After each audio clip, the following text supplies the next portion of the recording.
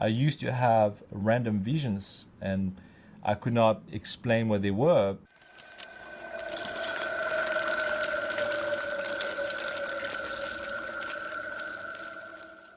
My mother taught me meditation since I was 12 years old. I never took it seriously. I was using my mantra and everything else when I was younger, but I never had any visions. I couldn't care less about the Buddhism part of things that, was more part of her life. I was more drawn towards the simplicity of my dad's life, in the business world. It was more pragmatic, and I was more drawn to that. When I was 16 years old, I was in a boarding school. My dad sent me over there as a punishment because I was kind of failing my grades in the public system. And when I went to school, I thought I could probably put the transcendental meditations to use. For some reason, I felt compelled that I could do something. I felt more powerful that year. I don't know if it's because I was, turning 16 and I was, more attracted to girls. I'm not sure, but I felt there was something changing in me.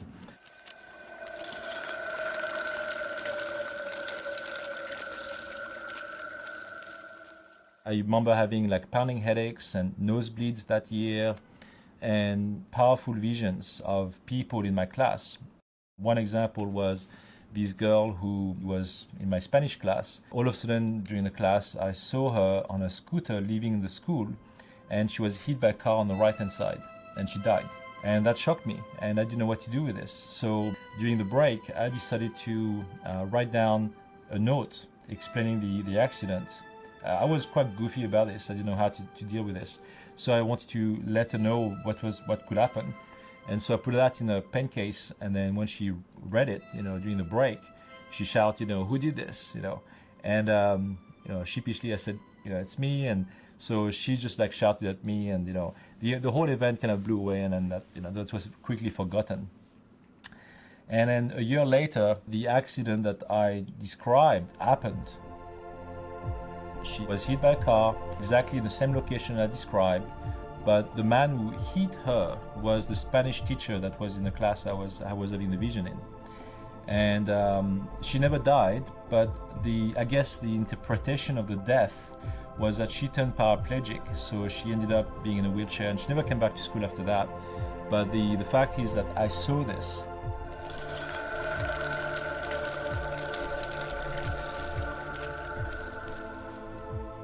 I also was able to use meditations to come out of my body and see objects from a distance. And in that case, I was in a boarding school going to the girls' dorm, and was able to hover over the night table of that girl that I fancied to impress her.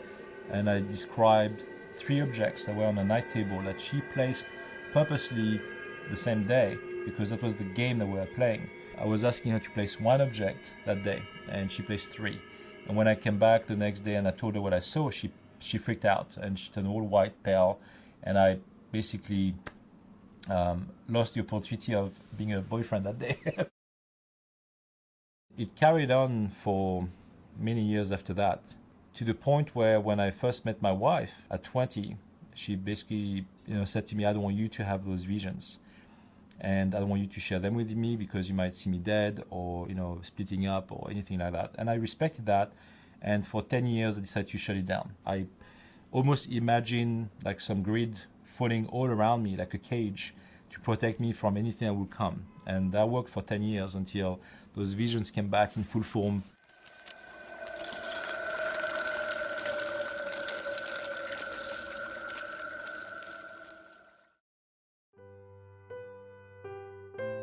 I started to build up a life for ourselves. In 2005, we started a business, starting with honey, and we built a multinational, starting with Canada and then moving on to the US, and then England, and then New Zealand. We branched out to health food stores, grocery stores, pharmacies, and then working with cancer research institutes. I was not really thinking of the consciousness movement, or my life was just working. My dad was a businessman, and therefore I was very comfortable in that world. Nothing else mattered to me. We became the leading brand of that type of honey in North America very quickly. In 2009, my wife and I decided to go on holiday to Peru, and when we got back from that holiday, I remember basically having very vivid visions that really bothered me. I was waking up at 2 o'clock in the morning and writing them down because it was so strong and so vivid. And at that time, my wife just got pregnant. I not only saw my child at the age of 20 years old, not knowing the sex of the baby at the time. I saw, her face. I saw her walking in the corridor, and she was taller than my wife, and she had a dimple on the chin, which is, strange because I don't have a dimple and my wife doesn't have a dimple. And so I described our daughter to my wife, and she just, was very pleased with that because it kind of comforted her in her first pregnancy. That was something that was actually positive.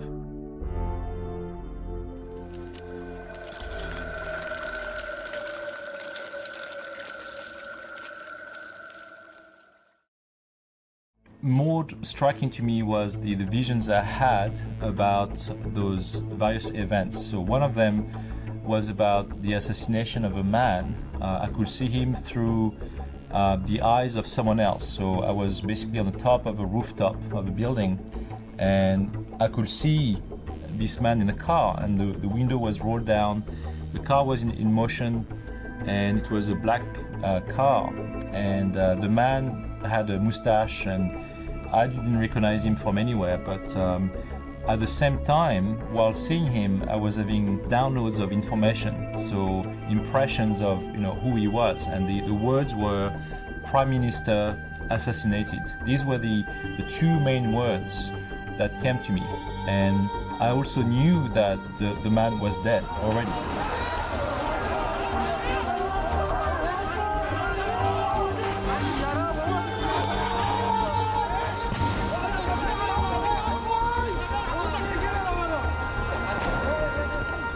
So it was not so much of a vision of someone who was going to die, but something that already happened.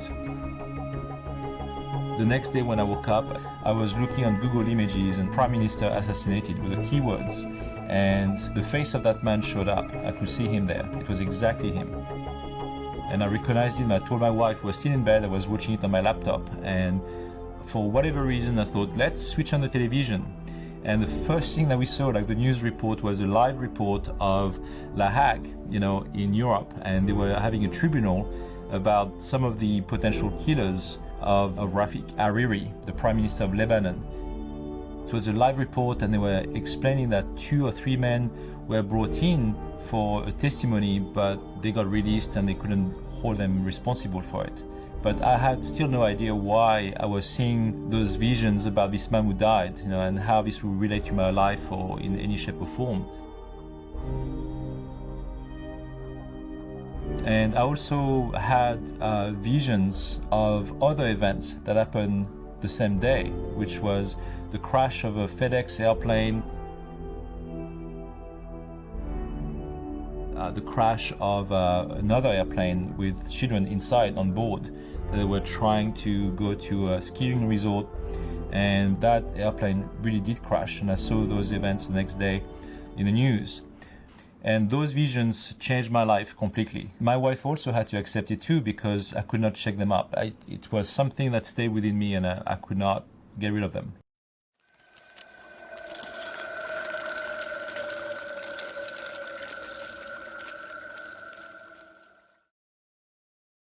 When you think about, again, the remote viewing program that was created by the Stanford Research Institute, and the CIA got involved and created the Stargate program. The program got shut down when he became public and got released in the New York Times, and the government decided to shut it down because the money spent in that was not properly used. But what most people don't know is that that program, instead of being shut down, got multiplied by like 5 times over time. Nowadays, there are so many different factions and groups of remote viewers around the world that are all linked to that original program, and the Stargate program is still very much active.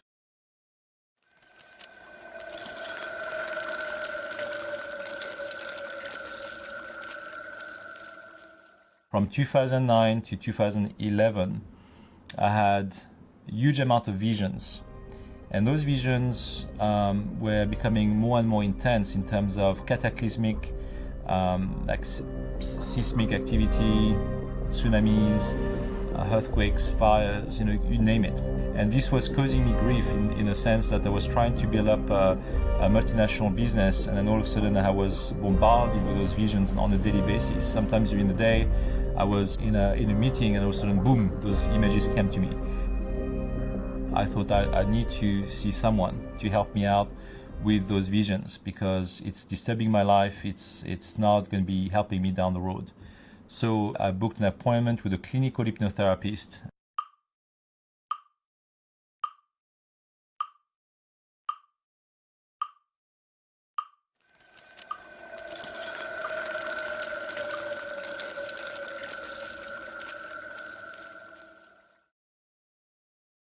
One day I had a dream about this boy, and he had big eyes. He had high cheekbones, bright smile, and he looked like in his 20s, almost like a surfer dude from California, but not looking so human. Like his eyes were like 3 times the size of a human eye. The face of that boy stayed with me for the whole day. I was looking through the window, and here he was. It was so weird.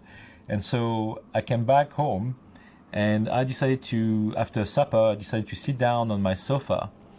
And that's when I closed my eyes for a few seconds, and I could feel this whirlwind around me. And it was a weird kind of energy wind around me, and then all of a sudden, the boy was standing up right in front of me. And he had a blue glow around him, still smiling. He was excited to see me, but I was completely petrified. To the extent that physically I was not able to move. My hands were glued to the sofa. My eyes, as soon as I opened them, I could not move them after that, and I could not speak. He spoke to me telepathically and said, "My name is Zor. I'm from the Galactic Alliance." And that was very strange, because I never cared about ETs before, about UFOs. When he talked to me about the Galactic Alliance, I said to myself, I have no idea what that means. I had many questions, and for whatever reason, it may have sound selfish, but I was asking him about the visions I was having, because I booked this appointment with a clinical hypnotherapist. So while waiting for this appointment, he showed up in my life. When I asked him about my visions, I said, I saw people dying and we saw things, and said, well, yes, so what? It's things happen, but our souls live forever, and therefore the illusion of this world is part of your reality. And he was so cold in a way that he was so pragmatic about things that to me it felt that he was not living on the same reality as ours, for sure.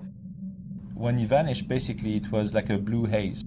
It was very shocking to me that I had this encounter, and I thought, my God, I've lost it, And so I was walking back towards the kitchen, and I just remember grabbing my cup of tea, not even thinking or looking at it, and I was still thinking about what just happened, and I was like putting it towards my lips, and I said, wow, that's freezing cold. And I put it down, and then right away I looked at the stove, and the time showed that I had over 2 hours of missing time. And the time that when I was talking to this being was maybe like 15 minutes at the most. And that was on the 11th of November 2011, so 11/11/11. And I never paid attention to the synchronicities of the dates and at that time.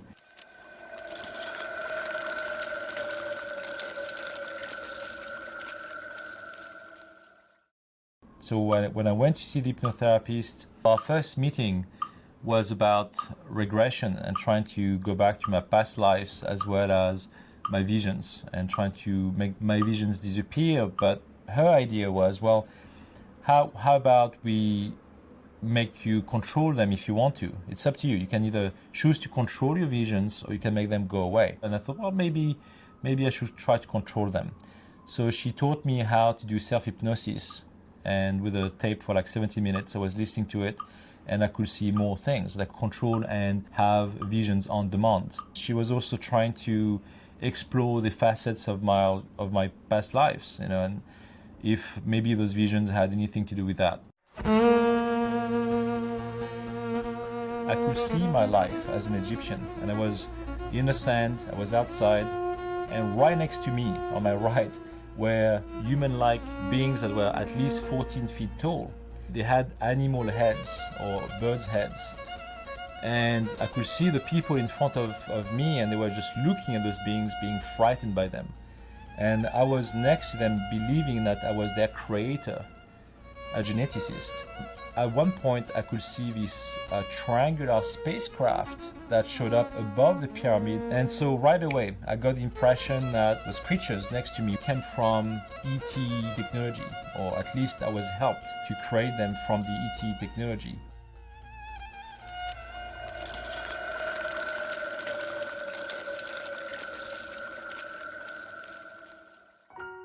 So the hypnotherapist, she asked me, when did these visions start? And then I told her that when I was younger, I used to have random visions. So the hypnotherapist wanted to go back to that time when I was 16. When I closed my eyes, I was sent back to when I was 16 years old. I was looking around and it was dark. And I was on the school grounds of that boarding school in France. Then I looked back at my feet and realized that my feet were leaving the ground. So I was being lifted up. And I kept describing it, so now I'm placed on my back in the air, and then I just go feet first into a spacecraft. And I could see the door opening on the side. It was very bright and I was going in feet first. As I got into the spacecraft, I saw those weird, tall gray aliens. And they had like big black eyes, a slit for a mouth, and hardly any nose, no ears, elongated fingers, way below their kneecaps, longer than human arms. I had like some IV drips on my arms and all of that, but I wasn't really feeling the pain. Then the tall gray aliens started to argue, and I could hear them doing like roar, roar, roar, roar, like a very deep sound like this. And I looked at them and they stopped. They stopped being busy around me. When that happened, the hypnotherapist stopped the session on purpose. She basically was so shocked by what I was describing that she was not prepared for this. We were about to talk about visions, but she said, I've got zero clue about aliens. I don't know how to deal with this. So give me a few weeks and then come back and we can start the session again so I can read up about it, so I can ask you the right questions or at least help you with the topic. So I said, sure, that's fine. So we waited some time and then I came back for more sessions. So we repeated that same session and I was saying exactly the same thing, being lifted up, going into the spacecraft and then IV drips. When the gray aliens argued, she asked me, so can you ask them what they're arguing about? And I said, well, how can I ask them? They speak different language, And she said, because in your subconscious mind, you can ask them the question and they will be able to respond to you in English or in French, whatever you want. And when I asked them what they were arguing about, they did respond to me in English, saying, we can't touch you because you've been tampered with. She said, can you then ask them to show you what they mean by that, being tampered with? And then a bunch of symbols showed up in between me and them. So they were holographic symbols. There was an upside down triangle with like 3 dots, like a star shape and like a stick. None of that meant anything to me, but I was describing it to the hypnotherapist. Then she said, well, what do these symbols mean? And the gray aliens will not tell me anything. The therapist said, can they then show you where you've seen those symbols before, if they can't tell you what they mean? And at that point, my whole world changed when I blacked out under hypnosis, and I felt I was going backwards very fast. And I had no idea what was going on. And then all of a sudden, I opened my eyes under hypnosis, and I could see my hands, and they were like baby-like hands. I was in a baby body, and I could feel this black and silky bath that had intelligence to it. And I could see through the glass that there were some shapes, like silhouettes, walking around. I could not quite tell what it was. So because of that, the hypnotherapist then said to me, well, can you come out of your body to find out where you are? And so I followed exactly those instructions. I came out of my body and I can see this massive spacecraft that's a few miles long, and I know exactly where I am inside the spacecraft. Oh, and I can see the Earth underneath it. I could hear the therapist's voice panicking, saying, "Oh, go back in your body." And so I went back into my body. And then she asked me to come out again by saying, "Stay in the room." So, you can see what's in the room. And I did that. There was like green tinge and orange tinge to the walls. Everything felt alive. And everything had an intelligence to it. Like the craft itself had life. The man and the woman were wearing the upside down triangle symbol that those tall gray aliens in a spacecraft showed me. The woman, by the way, looked very beautiful, and she had like long hair. And when you think of Poseidon or Zeus or whatever, these statues, they looked exactly the same. I remembered how severe and stern they seemed to me. It was not like a loving feeling in a way, and they were not experiencing like the human emotions the way we feel them. It was very different. For them, it was very scientific and to the point. The man then spoke to me in a very stern manner again and said to me, "You are supposed to be living your life in a human form and die. That's all we're asking of you. That's it. Nothing else. We live within an illusion, therefore this reality is made up for our experiences." And that's pretty much what he was trying to tell me.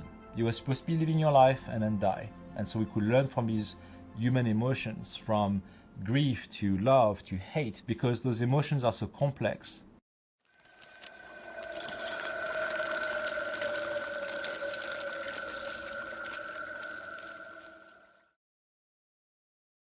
Over the years, I have learned that those beings were Anunnaki. So Zo was my younger brother. As an Anunnaki being, I volunteered to be incarnating into this form as a human body. Most people are also. They volunteer their soul being to create this reality so we can have that experience. So Zo broke the rules of the Galactic Alliance to come and see me in my human form.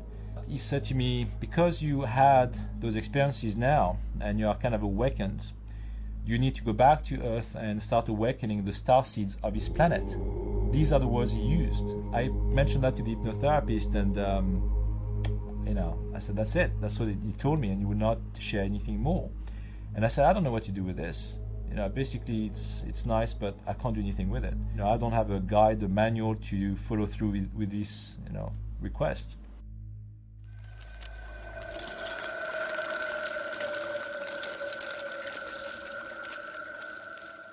When my mother got pregnant, there was a lot of mystery around my birth. She got pregnant and then she had an hemorrhage, went to the hospital to check, if the baby was all right.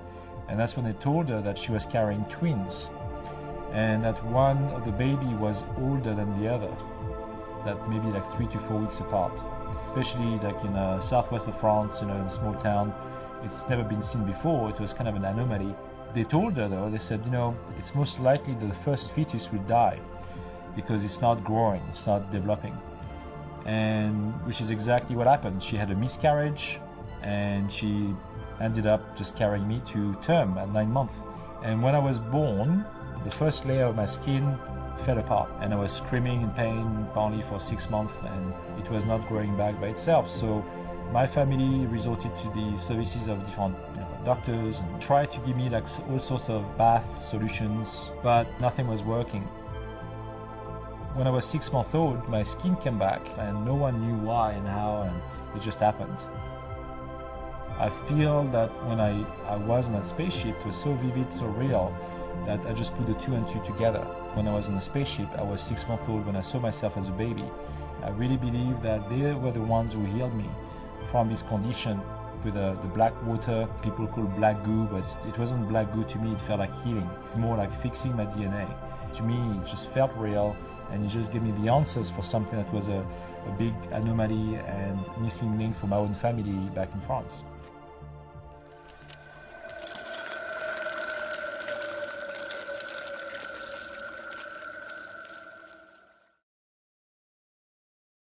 When you think about the human reality, it's called the collective consciousness. It's a made-up reality that has been designed for us, so we can have all those experiences and then die and then move on.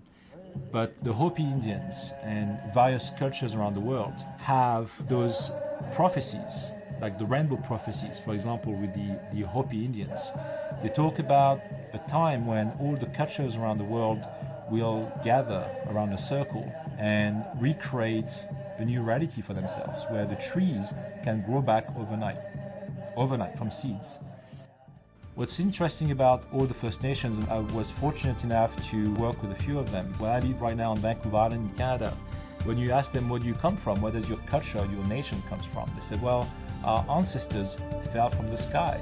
They don't call them ETs, they will say they are our star brothers. And we're not different from that, we just forgot where we come from. What the Anunnaki shared with me was that we are the last form of evolution on the planet. That this is the last time we will try to manipulate the human genome, because we are the perfect example of how we can evolve already using those tools, combining the energetic world with the physical world, and we can combine that to make up a new reality for ourselves. This is what the Hopi Indians talk about. They say we can recreate reality overnight because this is in our power. If we just put all of our minds together, mind over matter is a real thing. This is demonstrated in schools today when, they can put a plant, like two different plants, and by interjecting some negativity towards one plant and love and kindness to another, the one that has all the negative emotions will die way sooner than a plant that has all these positive energies. So mind can impact matter. This can also be impacted from any location. You can do the same thing remotely from like 5,000 miles away. That's when we can see that time and space is just an illusion. It's got no real boundaries.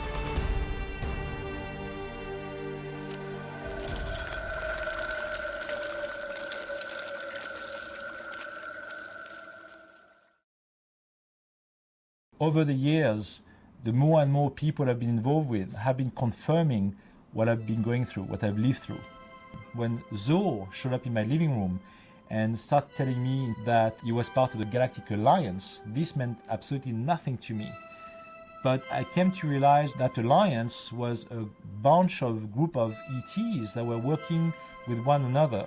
The human genome, we have our DNA, we have all these components and branches of our DNA that are from different ET races. Like a recipe, you basically would have, let's say, for me, like 75% Anunnaki, 5% Draco, 5% Andromedan, whatever it is. You have a different recipe for each. So when people today would say, I feel like I'm Andromedan, I feel I'm Pleiadian, I feel like I'm Draco, I feel I'm this or that, they have a sentiment, they feel attracted to those beings. Well, that is probably true, but they also ignore the fact that they are way more complex than what they seem to be. All of these beings are working with one another.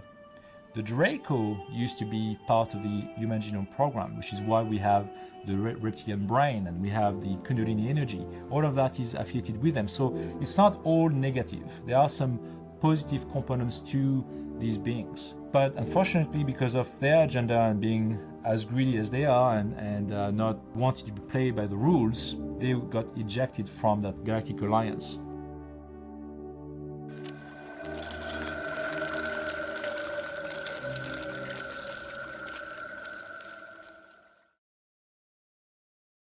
The duality in terms of negative and positive is very real. And certain factions, certain forces, ETs, would prefer to work towards darkness because it gives them extra power. And we can see that today on planet Earth. Those influences exist as much as the positive influences. So we have access to both ET groups on the planets who are currently controlling us. They are the Illuminati groups and the secret societies are working with the Draco reptilians. And I know that from people who are within those groups. The secret space program faces that daily. And again, this explains why there are so many powerful factions between the CIA, the SSP, and the cabal groups that basically are fighting one another on a regular basis. I have worked with people who told me that they went on missions through the SSP and they have met the Draco. They have seen humans in cages and children that some were used to be fed to the Draco as a delicacy, some for slaves. They are currently working towards a program that's called the Immortals, when they want to live forever, right? It's one of those things that they work towards. I'm talking about people in government who are using those dark energies. The people that from the SSP that went on to fight those groups. I know people within the secret space program that got killed, that never came back from those missions.